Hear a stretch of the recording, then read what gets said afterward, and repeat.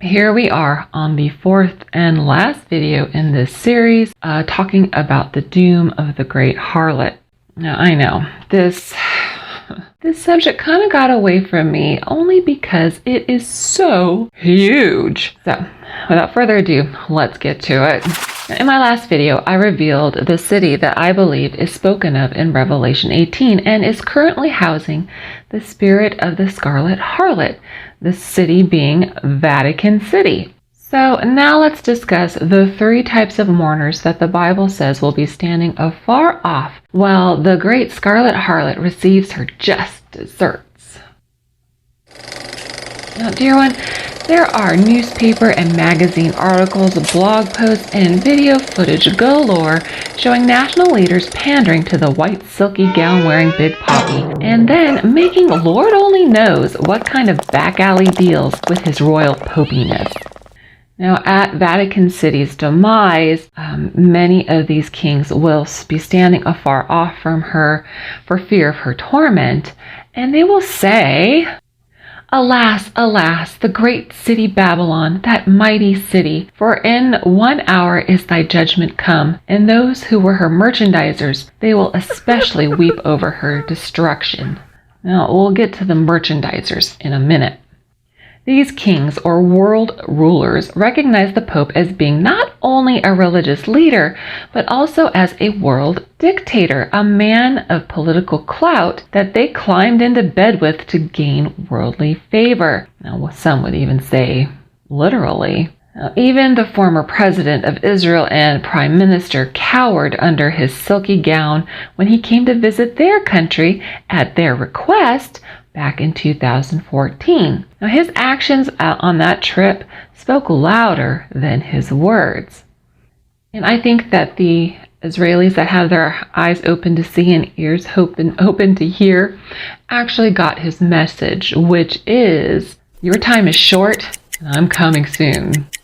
So when will the scheduled destruction, devouring, and burning of Vatican City come to pass and facilitate the dictator in white to relocate to Jerusalem? I don't know. And who will be blamed for it? Perhaps Islam, but Lord only knows. Political intrigue is, well, so very intriguing, isn't it?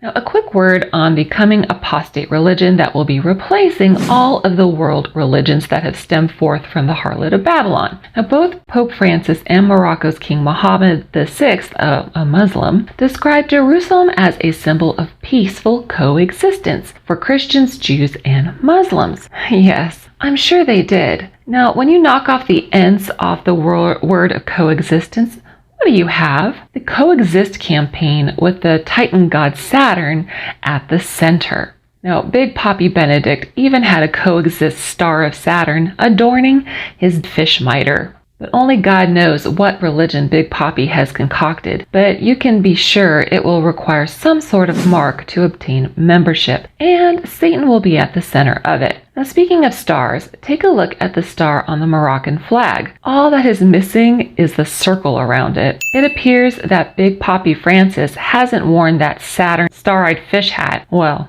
not yet anyway. Now, by the way, Catholics, Jews, Muslims, and real Christians did get along in Palestine before the Zionists got there. So now let's discuss. The merchants of Babylon could be symbolically considered to be the religious leaders of the Catholic hierarchy and Protestant denominations that have pandered to Big Papi and gotten rich off the faith. Now, there is an estimate for religious subsidies where 501c3s rake in a whopping $83.5 billion per year. That's not including sales from their gift shops or land holdings. And as I have shown here on other videos, the church at large, Catholic and Protestant, is big on merchandising in order to fill their already stuffed coffers. Now, this is something Jesus himself dealt with in the temple in Jerusalem. So these merchandisers will be standing afar off from the fear of her torment, weeping and wailing, and they'll be saying, Alas, alas, that great city that was clothed in fine linen and purple and scarlet, and decked with gold and precious stones and pearls. Yep, that just goes to show you what they really value, doesn't it? An interesting side note, the Bible tells us in Ezekiel 28 that Satan is also a merchandiser, not only in this world's goods, but in slander. And yes, even in the trade of the souls of men. Now, another interesting side note, Ezekiel 27 is a prophecy against the city of Tyre, and her fate was eerily similar to Babylon's impending doom. Now, if you want to get an idea of how deep the Vatican is in the trading of the bodies and souls of mankind, just Google it. But be warned, the atrocities are absolutely sickening that glittery purple and scarlet clad harlot has done for the kingdom of Satan by stealing, killing, and destroying mankind. Now, when that cesspool, Babylon, finally falls, it will be a cause of great rejoicing by the righteous indeed. Now, let's look at...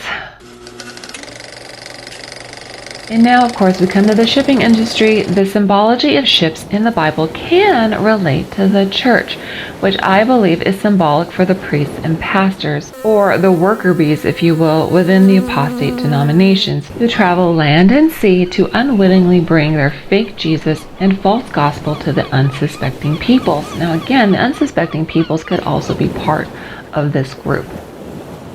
So this harkens back to the indictment that Jesus gave the Pharisees in Matthew 23:15. But I could be wrong. It could simply mean, again, anyone who profits from the Vatican's dirty deal. Now, these purveyors of false faith and dealers of luxury and misery will also stand afar off and cry when they see the smoke of her burning and say, What city is likened unto this great city? Woe, woe to you, great city, where all who had ships on the sea became rich through her wealth. Well now, if you ask me, that perfectly describes the likes of Dewey Cheatham and Howe, CEO Kenny C. and his sheep-fleecing cohorts. Now, these worshippers of Mammon also embody the Laodicean church, which I may go over in another video. All of those types of peoples that have committed adultery with the harlot will say that she has met her doom, lost her great wealth, been brought to ruin, and they all agree that her doom has come upon her in 1 hour. Oh, dear one, can you imagine this? For thousands and thousands of years, the Scarlet Harlot has been plying her idolatrous trade, inflicting every kind of evil imaginable upon mankind while wearing the beautiful facade of false light.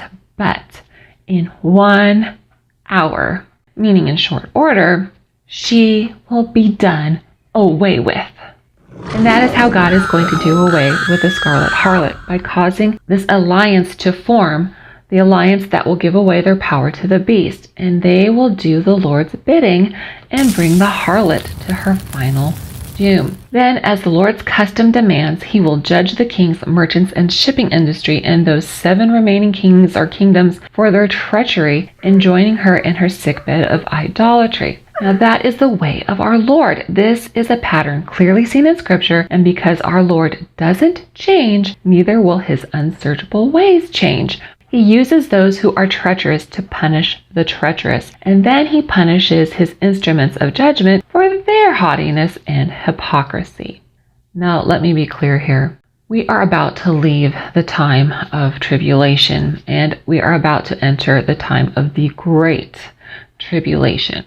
So we must wisely use this unsettling time to separate ourselves from all of the apostate faiths that were birthed from the Scarlet Harlot, the mother of all harlotries, and seek hard after the true God in the Bible, our Lord Jesus Christ. Because Goshen, the land of Goshen where the Israelites were kept in Egypt, apparently means drawing near. So just as God shook up the children of Israel in the land of Goshen, he is going to do the same even now to all peoples on this earth. But when God was about to move the children of Israel out of the land of Egypt, he actually allowed the first 3 plagues to touch them to get their attention. Dear one, does God have your attention yet? Now, according to Ezekiel 20, the children of Israel that were in the land of Egypt were worshiping false gods. The harlot of Babylon was alive and well in the land of Goshen. So to get them to start on their way toward repentance, God touched the children of Israel with the first 3 plagues. But then after the 3rd, he made a distinction between his people and the Egyptians. Did you get that? The children of Israel were still among the Egyptians. They weren't raptured out before judgment came. They were spared the heaviest part of the Lord's judgment. The Lord God who knows who his people are. Now, that was for all you pre-trib rapture people. So because we're still in the time of tribulation, we are just about to leave that time. We truly need to take heed to ourselves. Let's look around us.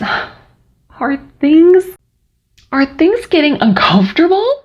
Well, it will only get worse for those who aren't God's chosen people. But those who think they know who their God is had better get serious and draw near to him, and but quick.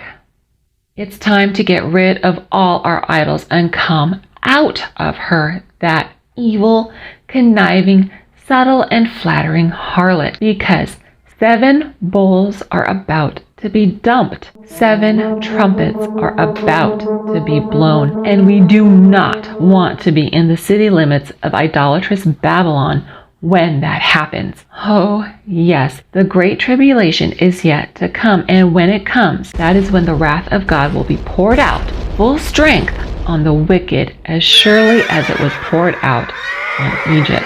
But fear not. Again, God knows who belongs to him, and just as his wrath didn't touch his people Israel, it won't touch his bride. So if you believe in a pre-tribulation rapture, well, dear one, I hope you won't jump ship when you think that you've been left behind, because according to Jesus, no one is going anywhere until he comes back in the clouds at his one and only very public second coming.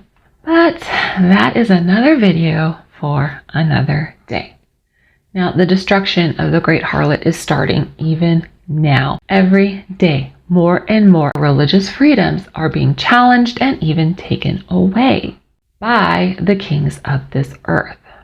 But the so-called Christians think that Satan is doing it. Well, not exactly. It is ultimately being done by God. Why? Because he is growing weary of the sin that is done in his name. That is why judgment begins at the church. He begins there because he has got to clean up his very good name, and he starts with us.